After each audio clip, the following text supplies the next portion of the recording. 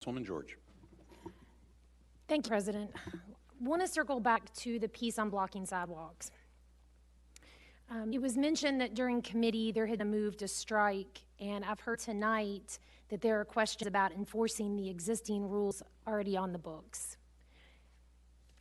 We heard several KRSs mentioned, everything from blocking sidewalks, trespassing, loitering. My understanding is that KRS 525.140 is a misdemeanor. It's a misdemeanor. So if we want to strike the current process around blocking sidewalks, that leaves us with the ability to enforce with a misdemeanor. The current ordinance allows for another way. It allows for another approach that potentially doesn't even exist yet, and potentially is in between somewhere of what we have in the way of outreach and what we would see with law enforcement.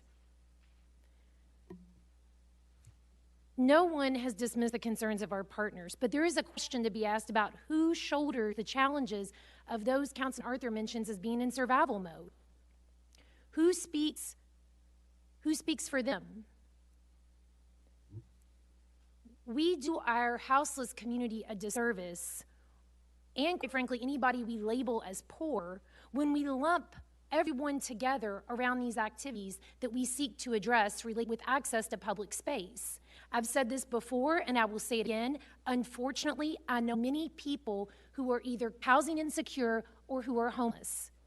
And these are not the same people who, quite frankly, will camp in an unmanaged alley across the street from a grandmother raising her grandkids.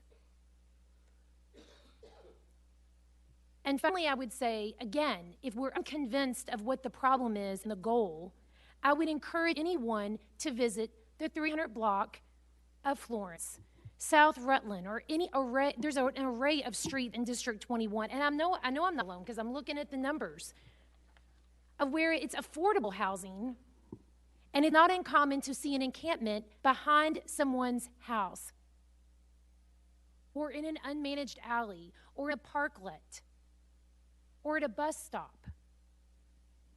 So again, I am encouraging support of this ordinance and for us to rethink the way we think about access to public space, and again, who is most in need of access, and who shoulders the challenges that come with our city's inability to address the full needs that we both equally have to, which is uphold a standard for those communities as well as ensure needs for our most vulnerable. Thank you. Thank you, Councilwoman.